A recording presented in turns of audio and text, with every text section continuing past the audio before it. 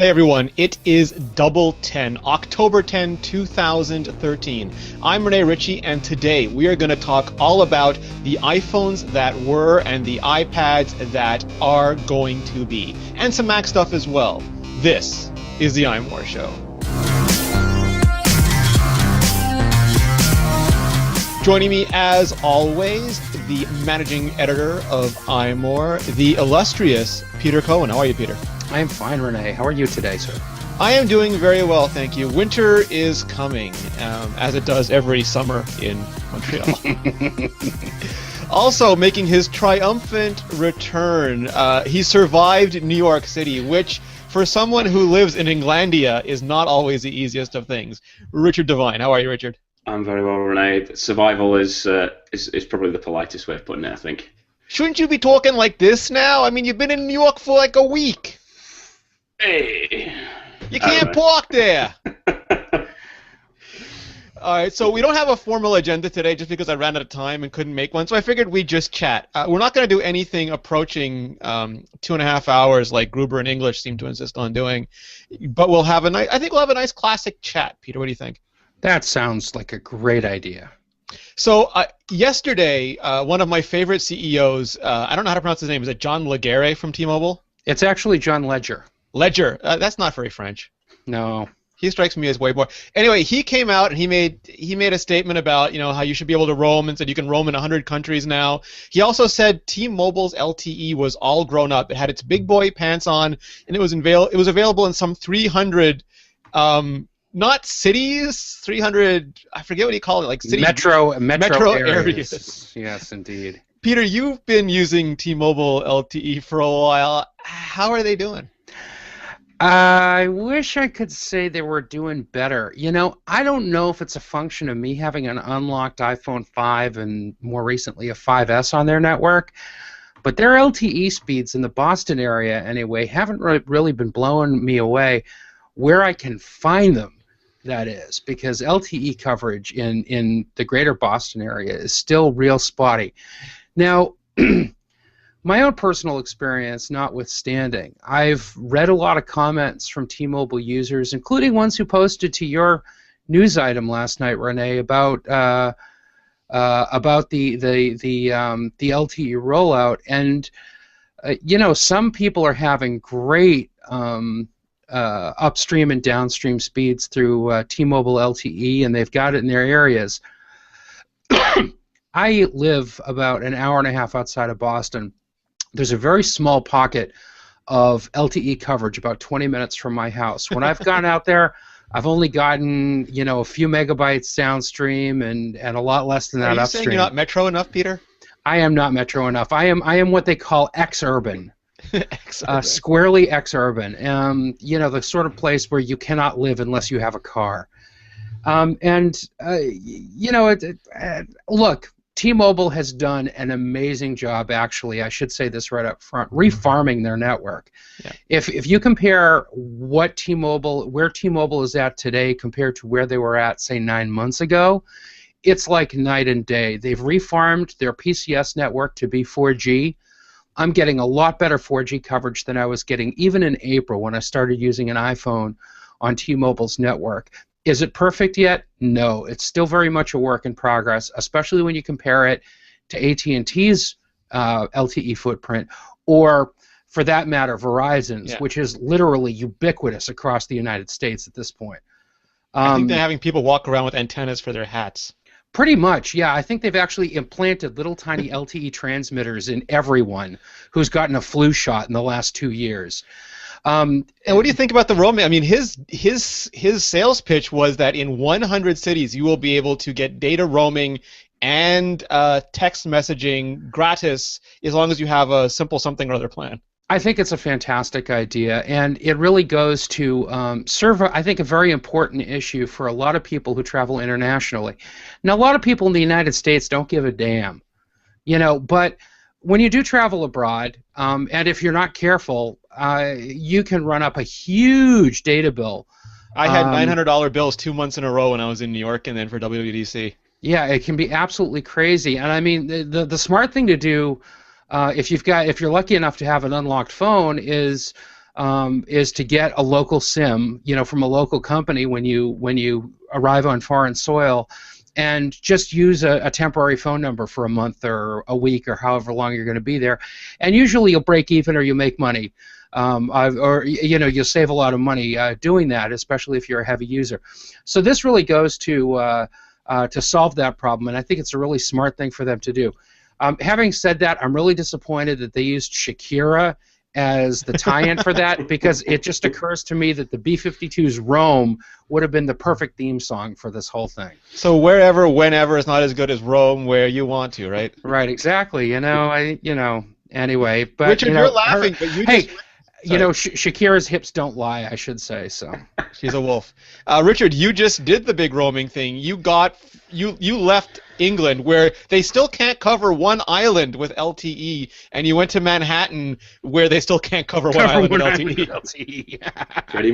Pretty much. I mean, for me, for within European roaming, it's really good with my carrier, because I can pay like £5 a day, and my allowance is carried over to EU countries. So I mean, that's really good. Obviously, when I go to America, it's like, okay, that's going to be a little bit more a lot more expensive. So I just picked up a simple choice. I think it was SIM on Amazon, trimmed it down a little bit to fit the iPhone 5S, and I think it was $40 for a week for a gigabyte of data, and that's all I paid. So it's definitely the way to go, in that regards. But were you confused because in North America we upload on the right and download on the left, and everything is on the right? Even the subway trains come in on the opposite side to ours. It's ridiculous. I don't know how you cope. It's like living in Bizarro World. Bizarro. Now, you said that you saw a lot of new iPhones on the streets in New York. Yes, in particular the 5. I mean, I suppose you wouldn't really notice the 5S so much, but anybody that says the 5C is not going to sell should just walk around Manhattan for a few days. There are tons of those things everywhere. Or Richard, anywhere else. I swear to God, anybody who says that the iPhone 5C isn't selling hasn't been outside. I haven't actually seen one in the UK yet, but I mean, where I live it's quite a small town. But I was quite amazed and obviously while I was in New York, I visited the Fifth Avenue and the Grand Central stores, and even there was tons of people. I didn't see a single person buying a 5S, probably because they can't. But there were tons of people buying a 5C, and the blue and the pink in particular, I saw a lot of people in the streets. Obviously you're not going to miss them. So, like Peter says, you just go outside. There's tons of these things everywhere.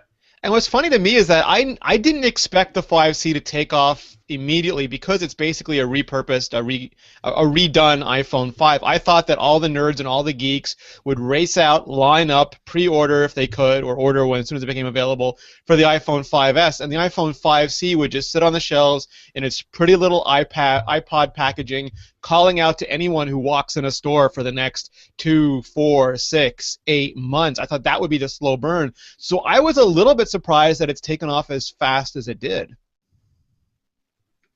Definitely. Sorry, go on. No, I would agree completely. And I think it hit home as well when I got back to the UK. Stayed in London with some family for a couple of days, and walking down one of the streets through London, one of the carrier stores had a big fat sign outside, basically saying, "We've got nothing. Obviously we know the 5S has been a little bit thin on the ground, but there's a big fat sign outside that said we haven't got any. Sign up online. We'll tell you when you can come and collect one." We said good day, sir. Absolutely. ring later.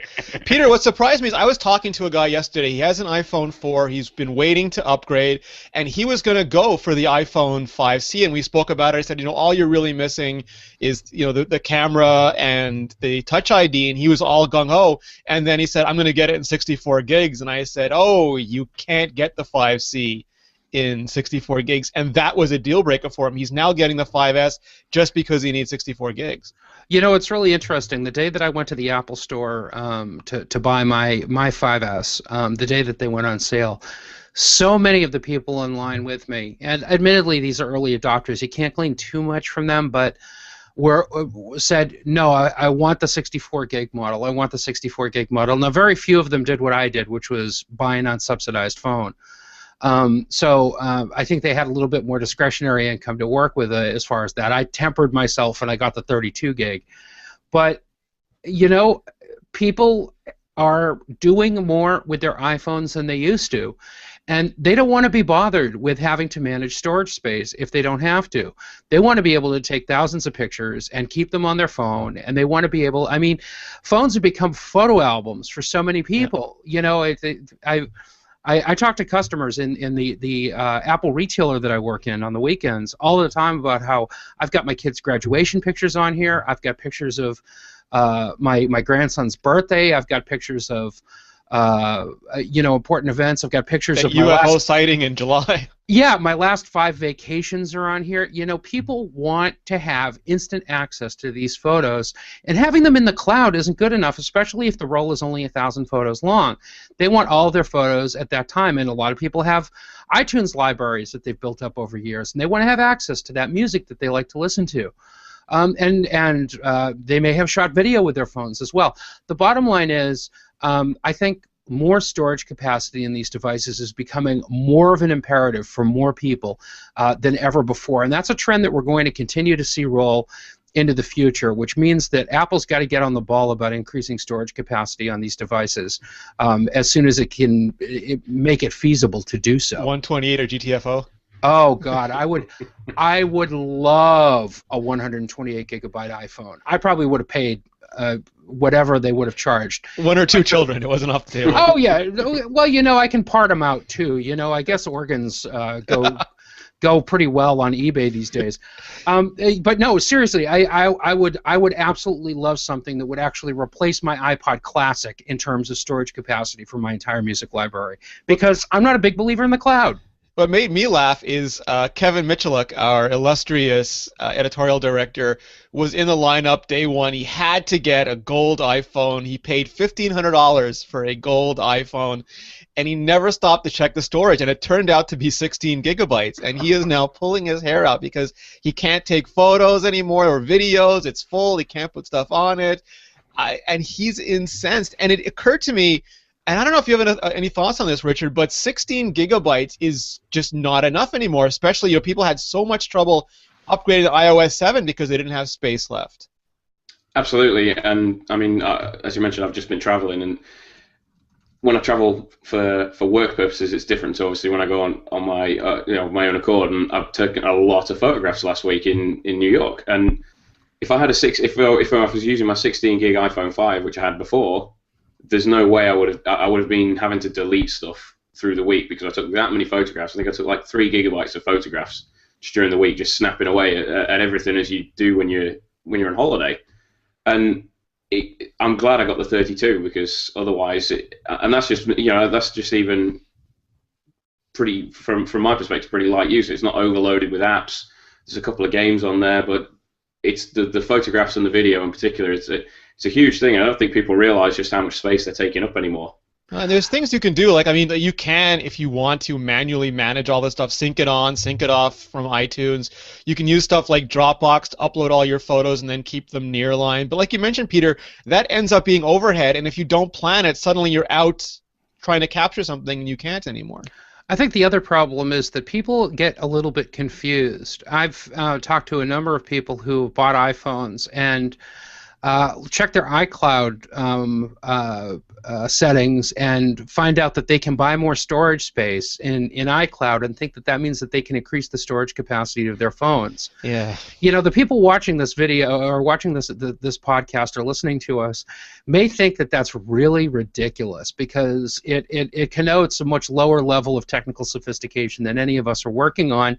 But it's a real thing. Again, it goes back to, I like to call these people muggles. They're mundanes. They're not really sophisticated. Civilians. Yeah, they're civilians. They're not really sophisticated with this technology, and they don't necessarily know how it works. So, lady comes in with an iPhone, a 16 gig iPhone, or actually, no, it was an 8 gig iPhone. Yeah, they're still selling 8 gig 4Ss. I can't believe they can still sell that. Right, and just couldn't understand why she couldn't store more photos even though she had bought 20 gigs of storage space, not understanding what exactly that meant. So, it's a tough call, and I think that I personally do not understand why Apple is continuing to make an 8 gigabyte device, except for the fact that it's a high margin product for them. They want to make you suffer for saving money. They really do. You know, in a weird kind of way, they really do. Yeah. It's almost an unconscionably small amount of storage. I can't recommend that phone. I don't know if we've posted that or not yet, but we can't. At least I can't recommend anyone buy that phone just mostly because of that 8 gigabytes. Yeah. The interesting thing for me as well is just the way I've been using the phone. It's been out. I think it's been out almost 2 weeks now, and I have taken to Touch ID in a way I never thought I would. I thought it would just be, curiosity, something to play around with. I reach for my phone, and it's fast enough and consistent enough that I just go to the home screen. There are some things that drive me batty. For example, I'm used to, on my old phone, I'd hit the home button, leave my finger there, and then read my lock screen notifications. And I can't do that now because Touch ID is so fast. The second I see those notifications, they disappear, and I'm in the device. And the other thing is, I did go and I turned off Siri access to the lock screen and Control Center access to the lock screen. And there was a bunch of BS in the media about how these are fatal security flaws in iOS, and they're not. They're convenience features, and I value security enough that I turned them off. But what I realized, and what was really nice, is on previous iPhones, if you turned off Siri access from the lock screen, that was it. You had to unlock your phone to use Siri. But because you have Touch ID now, if you turn off Siri access on the lock screen, it still works via Touch ID, so you can still access Siri on the lock screen, but only you can access it. And Richard, that to me turned out to be great because I don't have to worry about some jerk grabbing my phone, using Siri or Control Center to put it in airplane mode and then running away with it. I can just use the convenience I want and have the security. Yeah, that's a fantastic kind of. It's almost a hidden feature, if you like. It's not something that was particularly shouted about, but I'm with you on the Touch ID thing. More or less from the time I pulled it out of the box, it is a little bit too quick sometimes. Like you with the notifications, I wake up in the morning and there's emails and things that have come in while I've been asleep. Touch the home button to wake the screen. Oh, look, they've all gone. I've got to go and open the email app. But that's a small inconvenience. I don't really use Siri, so the Siri integration thing with the lock screen is not something that I particularly use. But my biggest frustration with Touch ID is something I wrote before I went away, and I seem to have to put my password in a little bit too often with the iTunes Store purchases. But otherwise, it's a fantastic addition. Yeah, you and Ali both had, and I think Peter, you have that problem too. I can't remember the last time I was asked for my iTunes password. Let's see. Yeah, no, actually, I have had that problem, and I mean, as a matter of fact, anytime you reboot, yeah. You're asked to re-input it. If you reboot, if you fail 5 times, or 48 hours have gone by without you using Touch ID. Right, exactly.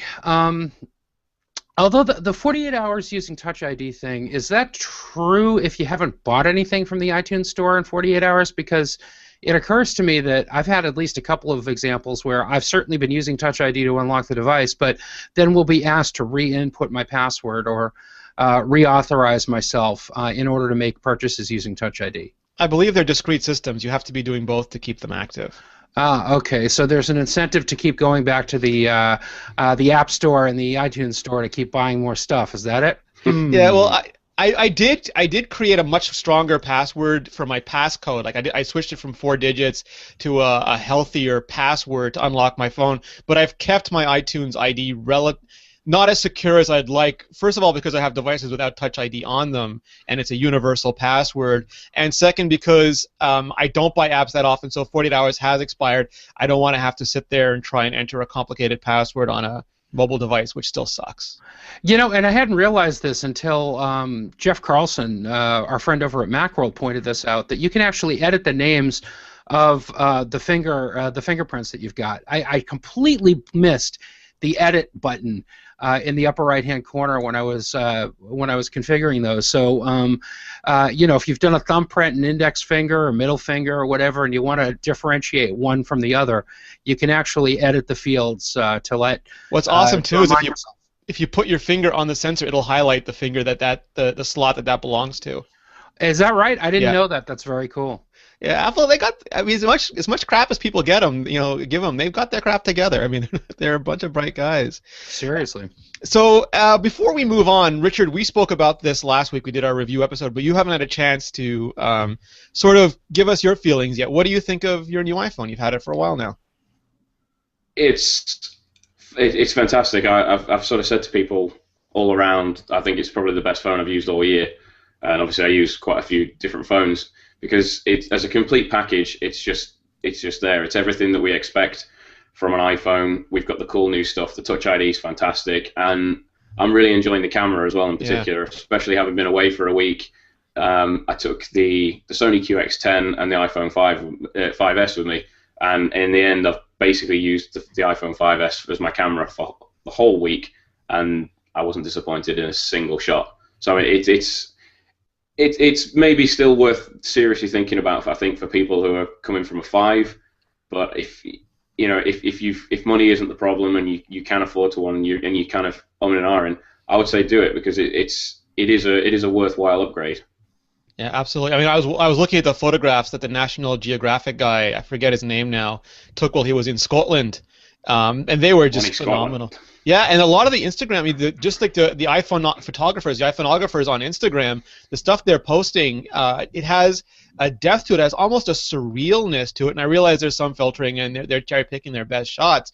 But Peter, I mean, I shot a lot with the iPhone 5, and the iPhone 5S shots are better. They're better than similar shots I was getting with the iPhone 5 to a degree that I didn't anticipate.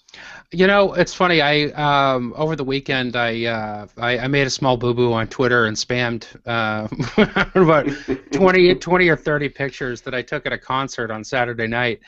And I'm sorry to anybody who follows me on Twitter for doing that. I didn't realize that I had an IFTTT recipe sitting there that rebroadcast all that stuff. But I was really impressed with how good the iPhone 5S shoots in low light, like in a club setting during a show. I've done plenty of shooting on iPhone 4s and 5s at live events, and inevitably it's always really kind of muddy and murky and noisy, but these were really high quality shots without a lot of correction and without having to do a lot of tweaking, and they came out really nice. And what's more, the zoom stuff looked better too. I mean, there's still some digital artifacts because it's a digital zoom any way you slice it, but the pictures were coming out great. And what was hilarious is a guy about 2 or 3 people in front of me was taking pictures on his Galaxy Note. First of all, watching somebody take photos with a Galaxy Note is about as irritating as watching somebody take photos with an iPad. Don't you think they should be forced to put the curtain over the back of their head? It's exactly, yeah, no, that would be a great idea. But the funny thing was he would get the lead singer in frame and he would focus on him, and then he would hit the shutter release, and then I would just watch this processing thermometer kind of go across the screen, and it was painful to see. I mean, you joke about that, but I tend to keep HDR on, and on previous iPhones I would turn it off just because it was so slow. But with the iPhone 5S, it's still not as fast. I mean, the iPhone 5S is ridiculously fast. If you just put your finger on the trigger button, it'll shoot 10 frames a second. Yep. Nuts. But even with HDR, it's fast now. It really is. It's very, very quick. And people like that Qualcomm exec who said that 64-bit is just a marketing scheme, who later rescinded his comment after. Yeah, Qualcomm PR smacked him around, but good. Yeah, exactly.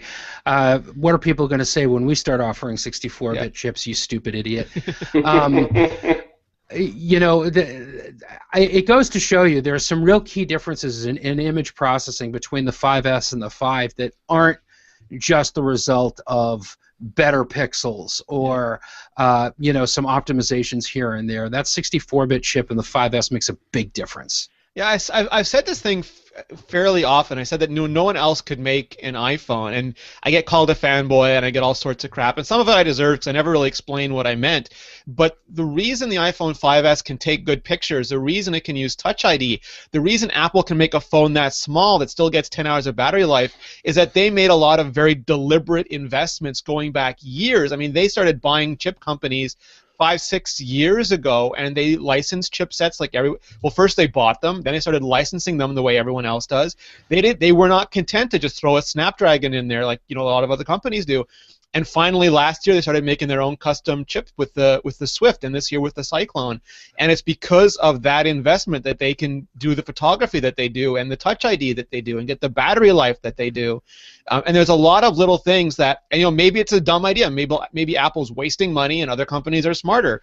But Nokia makes great hardware. They don't make their own chips. Samsung makes their own chips. They don't make their own operating system. HTC makes phenomenal screens. They don't make their own chips or operating system. Apple's doing a lot of work for that phone. Yeah, Apple is doing a lot of work for that phone. And it makes you wonder what the long-term strategy is, too. Is it just for the phone, or, as we've talked about before, is it something where we're going to see it across the entire product line eventually? Well, I mean, that's interesting because a bunch of nerds on Twitter, as nerds on Twitter do, were talking about the idea. Like me, they use Touch ID so much they feel like an animal on a device that doesn't have it. And they were talking about the feasibility of putting it on a Mac. And I think it was Cable Sasser of Panic who said he wanted it on the keyboard. And then we started discussing whether the security chain between a USB device and the main device was strong enough.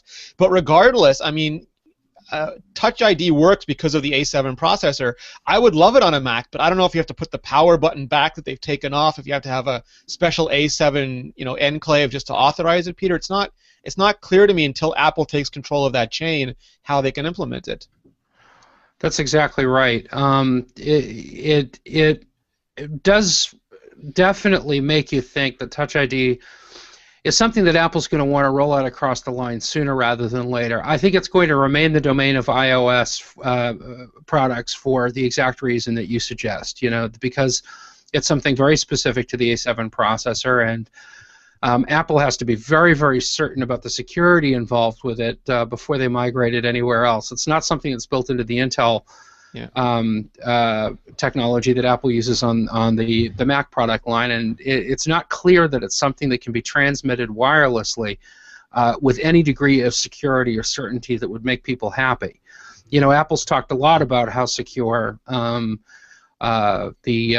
Touch ID data is maintained within the chip itself, and it's not transmitted anywhere. So for them to go off and say, "Oh yeah, we've got this new feature that we've built into iOS 7 or 8 or whatever that you can use your Touch ID to unlock your Mac," that would send people concerned about security, especially, straight into the stratosphere. So I wonder if they could do a combination of that with trusted Bluetooth device, because I think I like the Moto X does that and a bunch of other things. So if you can prove ownership of your iPhone, that can have a secure Bluetooth low energy connection that just unlocks your Mac when you're in the vicinity. I don't know, Richard. What do you think? I don't understand the technology behind it. That's for sure.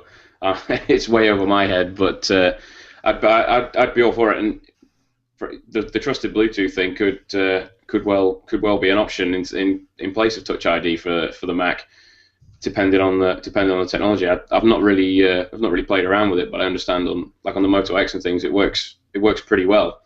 So Phil wants it everywhere. He loves it. Phil wants all of the things, all of the places. He loved the Nexus Q. I mean, in his, Peter. But it's interesting what you said. I mean, we still haven't seen Siri go to the Mac. I mean, there's a dictation element of it, but not full-fledged Siri yet.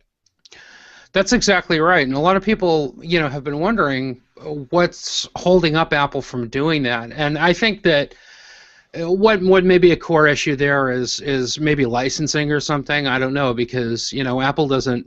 Own the voice processing technology behind Siri, right? That's something that they still license from Nuance.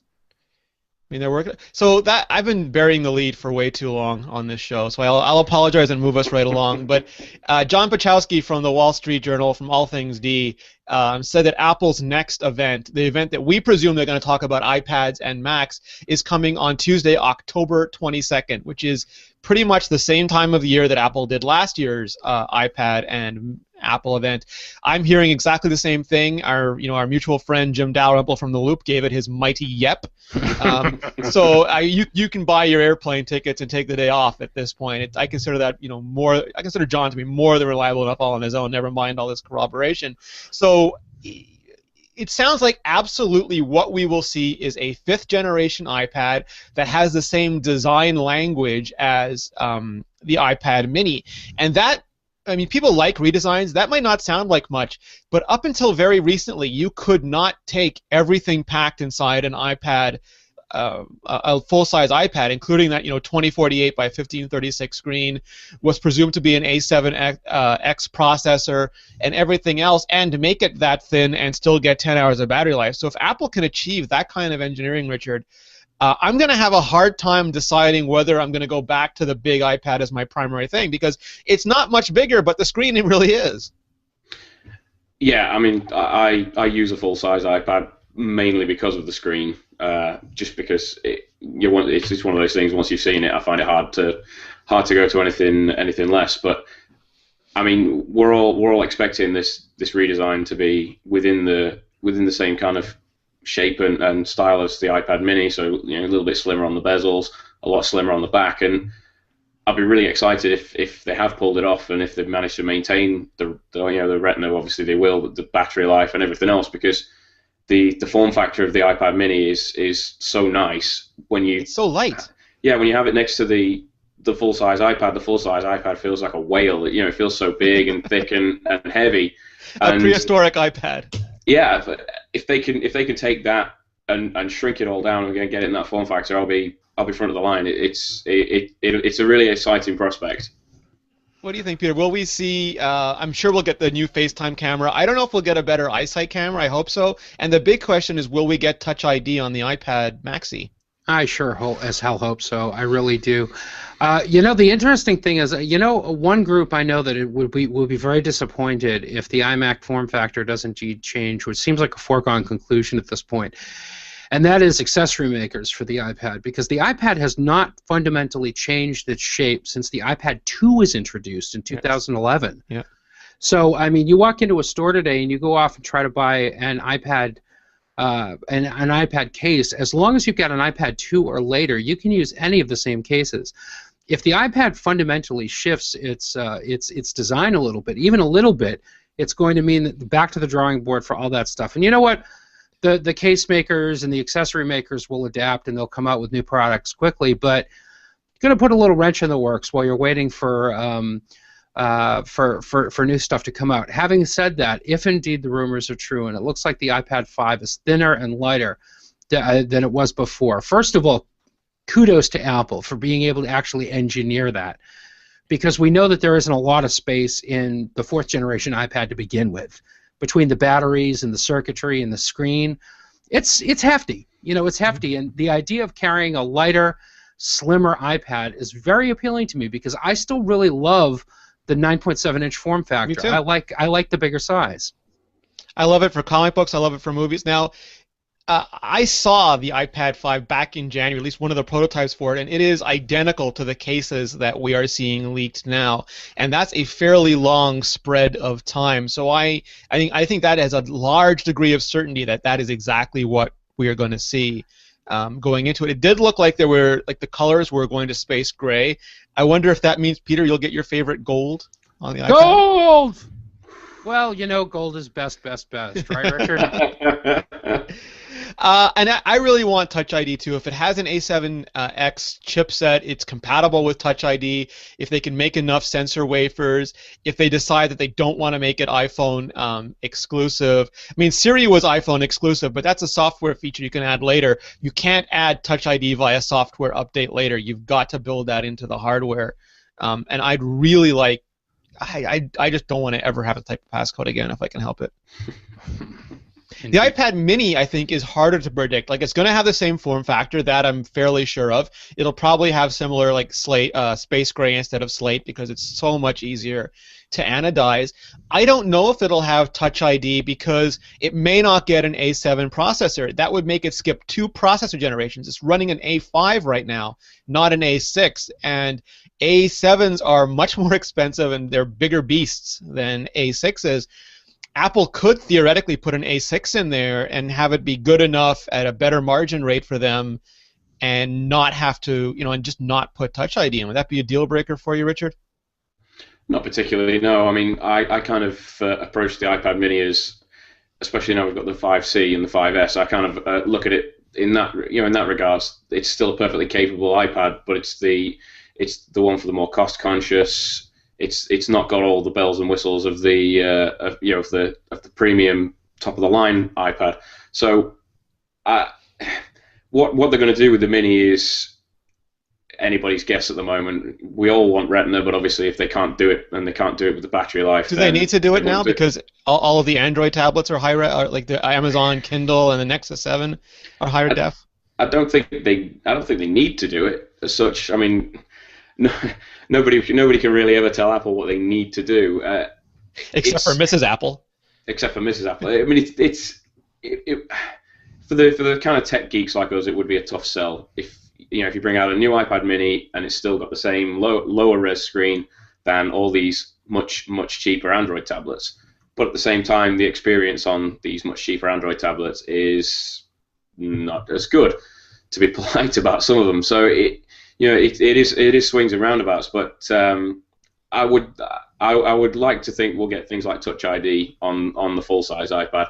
I'm not so sure they would with the smaller one. I can see it kind of being that two-tier product line still, like we've now got with the iPhone. Peter, the thing with me is that, and I've said this before, but I'm going to keep saying it because it needs to be said. As soon as and I have a Nexus 7 Part 2, the second generation Nexus tablet. It looks good. The screen is nice, but it's not an apples to apples comparison. The Nexus 7 has substantially less pixels, and when you talk about Retina, it's pixels that make it hard to do. It's 1080p, which means 1920 by 1080, and an Apple Retina display for an iPad is 2048 by 1536. And it doesn't sound like a big difference, but you have to multiply that difference, and that makes it huge. I think it's got 25% or 33% more pixels, which means you have to light and push all those pixels around.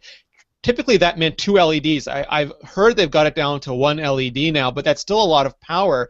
And also, the Nexus battery life, as Google measured it, was when it was in airplane mode, which is not a fair way to measure battery life. I believe it got 7 hours, and Apple wants 10 hours, and that is a lot more pixels to move for a lot longer period of time, which makes it a much bigger challenge. So I'm going to ask you the same question. Do you think Apple has to go Retina with the Mini 2? Sorry, with the Mini 2.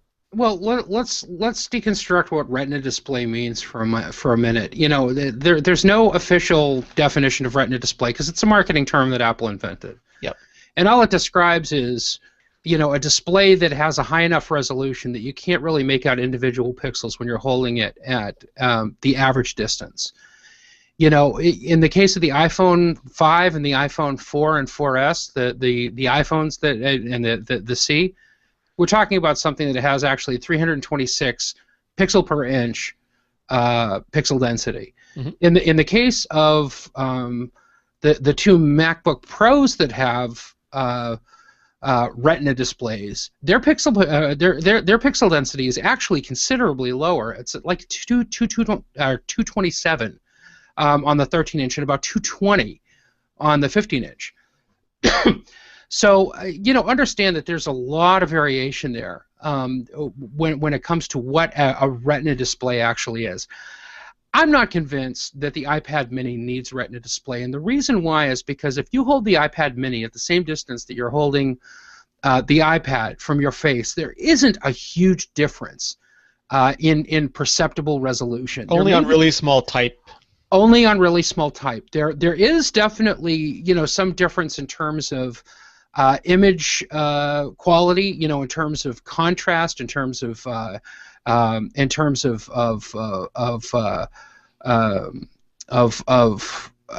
color saturation. There's some improvements on the full-sized iPad, but I don't think for the average consumer that's that big an issue. They like the iPad Mini because it's lightweight. They like the iPad Mini because it's small, and they like the iPad Mini because it's $170 less than the full-sized iPad. But having said that, the iPad Mini is also a lower or has a lower margin for Apple than the full-sized iPad does. And it's been this way from the start. So do I think that Apple wants to hurt its margin even more, keeping that price point at the same, and then putting a more expensive component inside? I don't see it happening. I don't think that the iPad Mini is going to get a Retina display for a number of reasons. So here's a couple things I want us to just ponder. Now, my understanding is that there's both a iPad Mini 2 non-Retina and an iPad Mini 2 Retina prototype, and depending on a lot of things, including battery life and market conditions, either one of those could come out this year, and if the Retina doesn't make it this year, it'll be next year. I'm sure Apple's decided. I just haven't heard yet. But Apple's got some other, like Apple has the iPad 2 still on the market. Does that stay after this event, or does the iPad 4 drop down and give you a cheaper Retina option?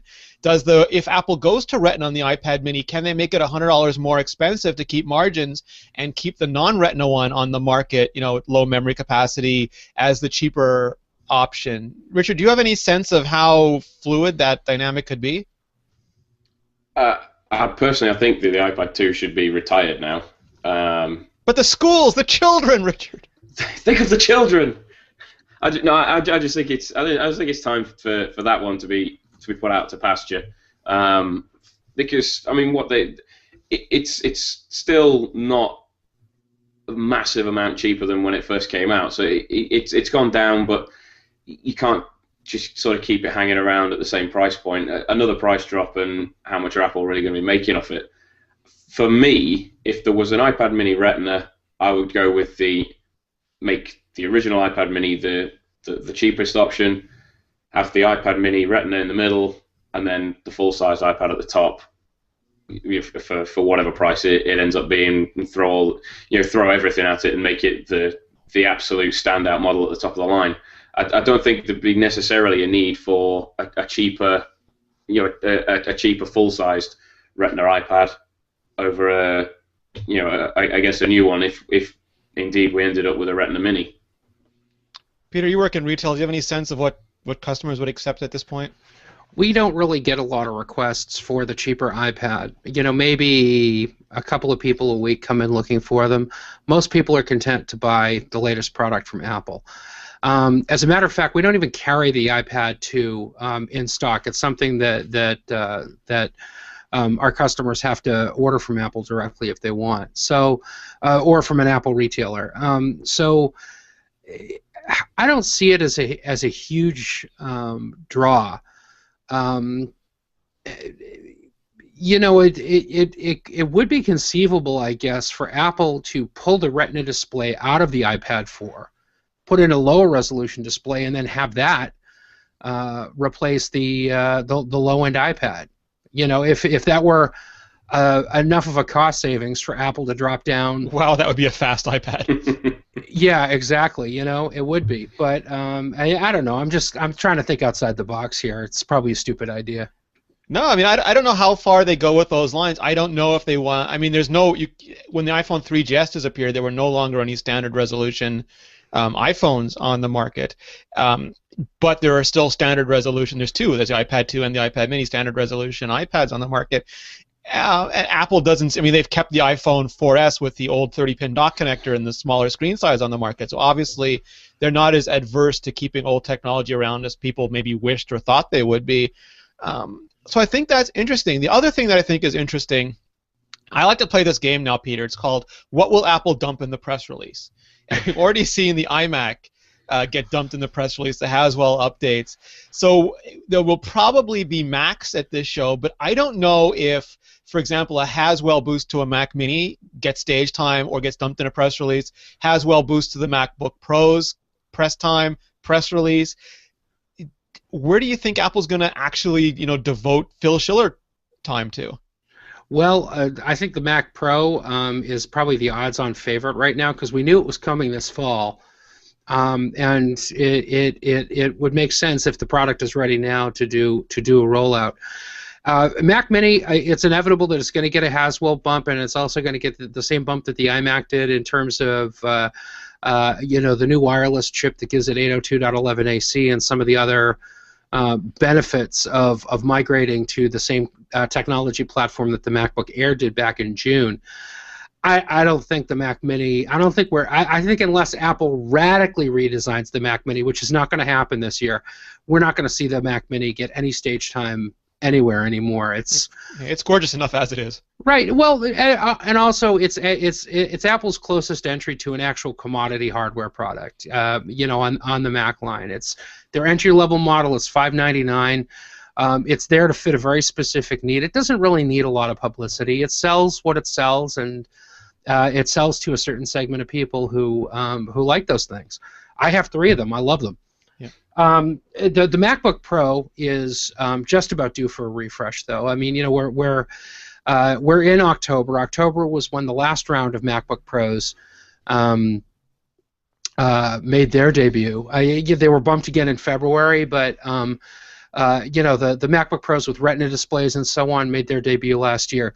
They need a CPU boost badly. They really do. They need a video boost, and they also need the Haswell processors, because they're starting to come up short in terms of battery performance and some of the other things that we see with the MacBook Airs. So that I really think is going to happen this month, and I'm hoping that it's going to happen at the event. Yeah, I would love to see that too. The Mac Pro, the Mac Pro is the Apple can't innovate anymore Phil Schiller's ass machine. That's a direct quote. I'm not making that up. That man said that on that stage. They've shown it off a lot, so it's not going to be a big surprise in terms of this. But Apple has, they've doubled up they've introduced the iOS twice. They've introduced other stuff twice. I don't think it would be odd at all for them to do another look at the new Mac Pro. Maybe show off the new Pro apps they were talking about, Peter, the Final Cut Pro that's built for it, the kind of results it can get for it. Also, I think iWork is still stuck on iWork 1932 for the Mac. I would love to see that refreshed. Indeed. Well, we see iWork in beta and iCloud, and yeah, no, it's overdue for a change. It's overdue for a major overhaul. So let's hope. Richard, I believe you've played with Mavericks. We should. Peter doesn't have quite as much on the line as John Siracusa at this point in terms of review stress, but everybody is waiting for it. You think it ships at the show? Does the announcement date get given at the show, but not? But it's not shipping immediately. The Gold Master is out, so we're all just waiting now. Yeah, I've been playing with it since the initial build dropped after WWDC, and I've not upgraded to the Gold Master yet because I've been away. But it'd probably be good. It'd be a fantastic PR move if they just sort of came out in the event and dropped it and said it'll be out this evening, it'll be out tomorrow morning, something like that. It is, like you say, it's ready.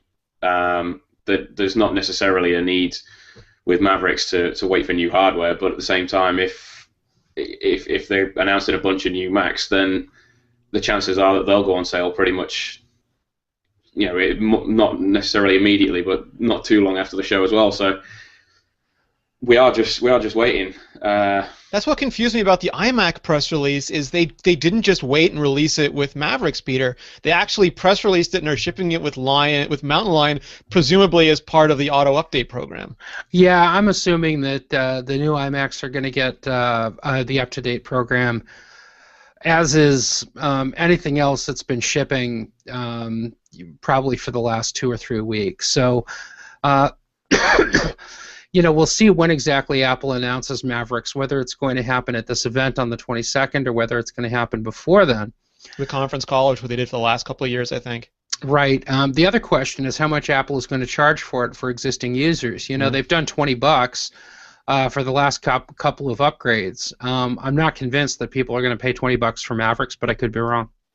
Yeah. Apple could say that Sarbanes-Oxley demands they charge something like that 99-cent 802.11n update that shall forever live in infamy. But we've talked about this before. They should. An operating system being $20 and being at the top of the Mac App Store, it does not do any favors for developers who are trying to sell applications and compete on that list. So I hope that it does. No matter what they do, I hope they just take it off the Mac App Store lists. Yeah, no, that's true. I would love for Apple to stop stuffing the ballot boxes on those lists with all of its own products, because I don't think anything's ever going to get close to touching the volume that they do with those apps. What's your sense now of the Gold Master? Is it at the point you want it to be for release? And do you think we've gotten not surprises, but Apple's always saved a few new features for new iOS product releases? Can people look forward to maybe something that they haven't already pre-announced showing up at the event? I haven't really seen anything in the Gold Master of Mavericks that surprised me. Certainly nothing that that Apple hadn't announced previously. However, it is worth noting that Apple's marketing language for Mavericks has changed a little bit. They've updated their website with more Mavericks related information to make, I guess, emphasize some of the features of Mavericks a little bit more. So they're definitely emphasizing stuff like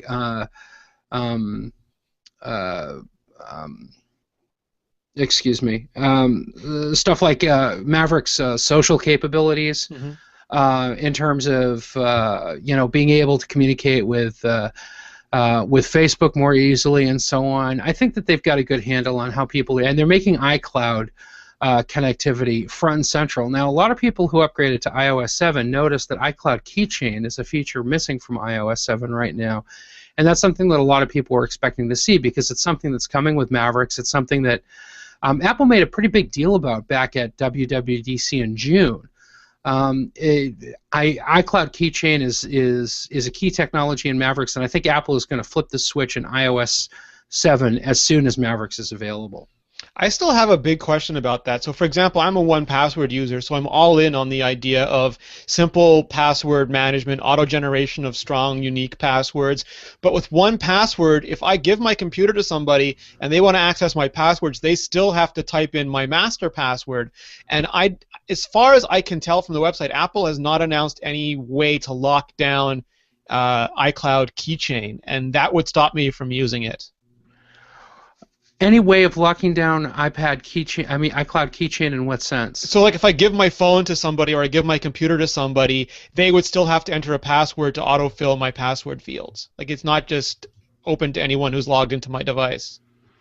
Oh, I see what you're saying. Yeah, okay, I'll look into that. Yeah.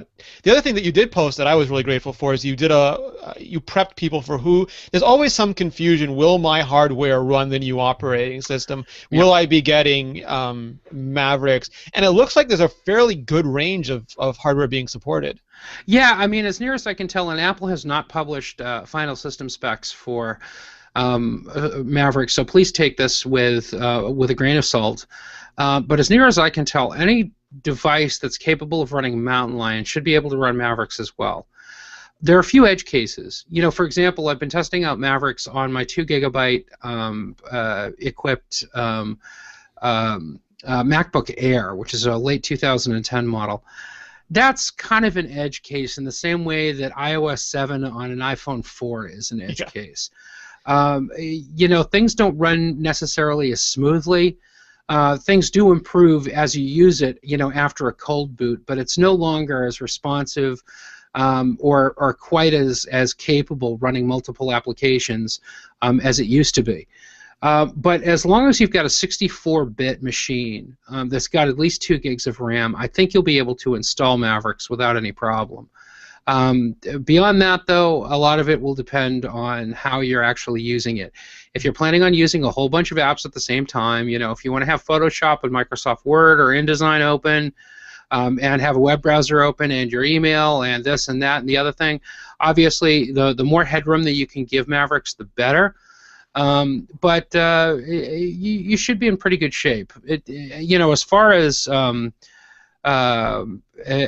actual usability is concerned, there are a few Mavericks features that are going to be limited based on which machine you have as well. So, for example, AirPlay not AirPlay mirroring, but the ability to use an external, like an Apple TV connected display as an external display instead of just AirPlay mirroring, is going to be a little bit dependent on which graphics chip you've got in your machine and so on. Oh, the $1 million question, Peter, and actually it might cost $1 million. Will there be a new Apple Thunderbolt display? Will there be a Retina Thunderbolt display or a 4K Thunderbolt display? Everyone is asking us this. Yeah, and people are going to get their answer in a little while today, actually. I'm just about done with an editorial talking about 4K displays. I think it's a foregone conclusion that Apple's going to offer a 4K display specifically for the Mac Pro because the Mac Pro, the Mac Pro's ability to process 4K video has been a key marketing message of Apple since the Mac Pro was introduced or previewed back in June. So Apple really has to bring a 4K display to market because there's only one company out there right now that has them in any kind of volume, and that's ASUS. And they're not going to leave that entire market to ASUS, I don't think. Having said that, 4K displays are incredibly expensive. ASUS sells right now for anywhere between $3,150 to $3,400, depending on where you source it from. There was a super cheapy one on Amazon Marcus and I were looking at, but it was 30. It had a frame rate of 30. Right, exactly. So I mean, this is a 31-inch display too. This is a big honking display. You know, it would be a thing of beauty. And the fact is, the new Mac Pro can run 3 of them. As far as Retina displays are concerned, getting back to what I was talking about a few moments ago with regards to how Apple markets a Retina display.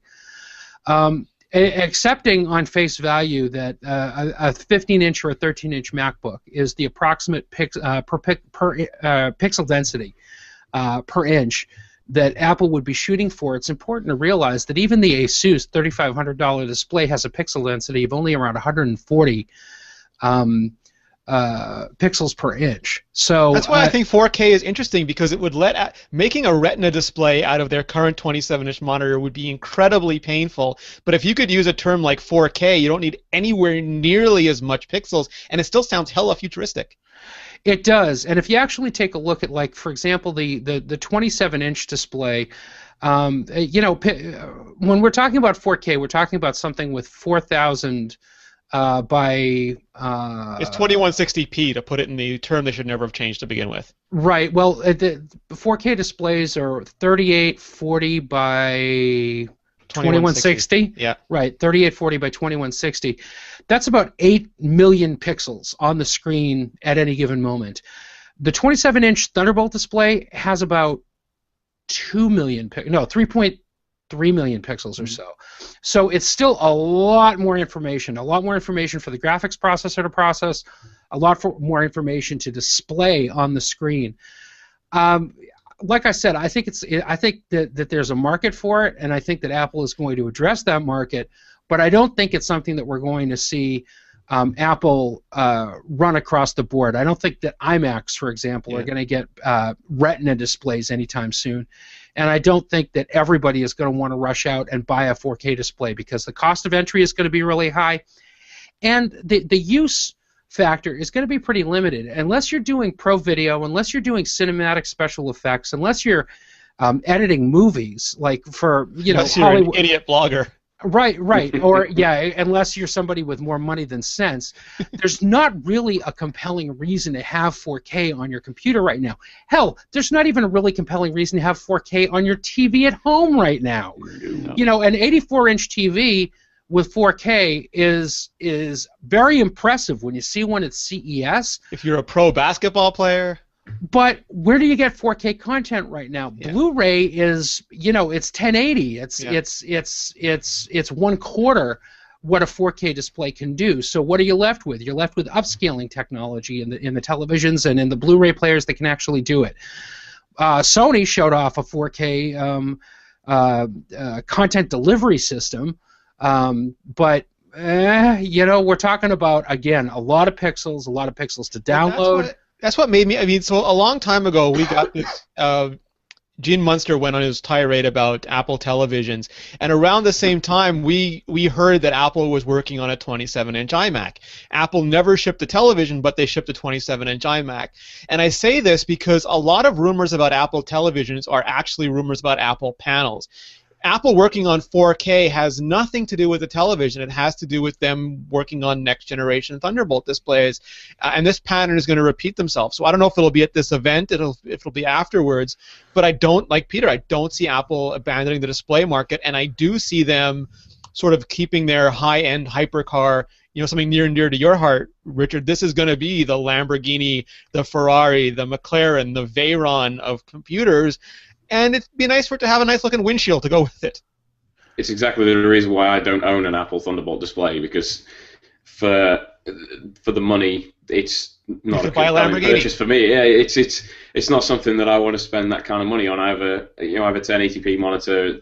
It's just it's 23 inches and it does me just fine. So I think the market is like you guys have said, the market's the pro market. It's going to be the people that actually want to spend the money on these things. And there's no way that Apple's going to say, here's the shiny new Mac Pro, go buy an Asus monitor. Nice. At least not forever. So just to wrap things up, we did a bunch of shows on buyer's guides and on reviews, and that's what we do anytime a new device is released, and we'll be doing that again for the new iPads and the new Macs. So while we have the opportunity, Peter, any great games that people should run out and check, like right now today? What, for Mac or for PC? For Mac or for iOS? For Mac, for Steam, for iOS, what's got you hooked right now? Well, Borderlands Game of the Year Edition just came out the other day. If you haven't, Borderlands 2 rather, Game of the Year Edition. If you haven't bought Borderlands and you've been waiting, this combines the core game with all of the downloadable content or DLC that's been available at $60. Steam also has a really great deal on a game that, bear with me here for just a moment because I want to make sure that the deal is still going on. It is... where the hell is it now? They've bought them all. They seriously. I mean, you can get some amazing deals on Steam if you know where to look. But crap. I can't find it right now. I'll put it in the show notes. Right. Thank you. Steam has some really good deals. The bottom line. I would strongly recommend, if you haven't already gotten Borderlands 2 and you like first-person shooters, worth checking out. Oh, here it is, Guns of Icarus Online. It's sort of a steampunky game, runs on multiple platforms, including Windows, Linux, and OS X. You hop aboard a steampunk airship and play as the gunner, engineer, or pilot. Right now, and for the next day or so, it's $3.75. That's 75% off. It's normally $15. Definitely a great deal. Nice. Richard, any apps that you've been using since iOS 7 launched? Tons and tons and tons. I wouldn't even know where to begin. Funnily enough, the thing I'm using the most, the thing I'm playing the most is Disney's Where's My Water 2. I have no idea why, but it's a free download. It's a fun little game. I enjoyed the original one, and this it's more of the same, but no, it's a great little game. And also something, I think is it called NBA 2K14 or something? So I don't remember the name exactly, but I'm not really into basketball, but it's a really impressive game that I picked up last week while I was waiting for a plane. So recommend that. It's a really good looking, relatively accurate as far as I can tell, basketball game. And what's cool about NBA 2K14 is that it isn't overloaded with IAP. Nice. You pay $7 for it and play it. And play it.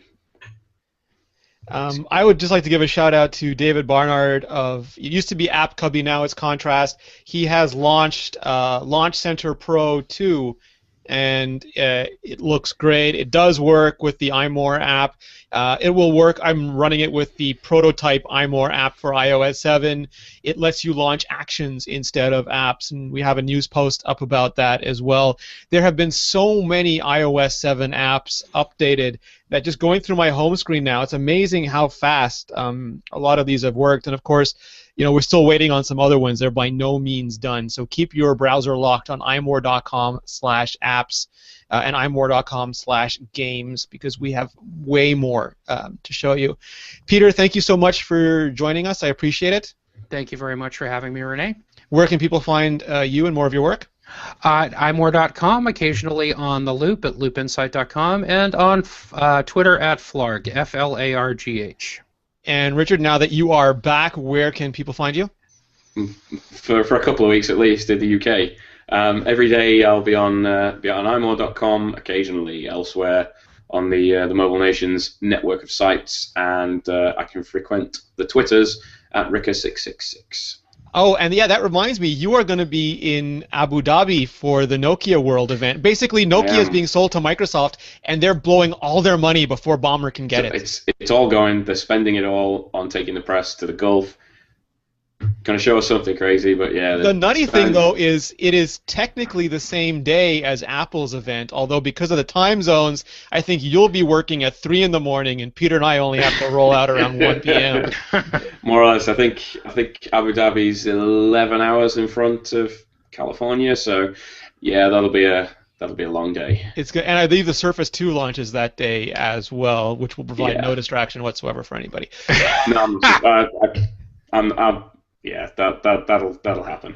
Meg Whitman will be upset, but that's another whole show.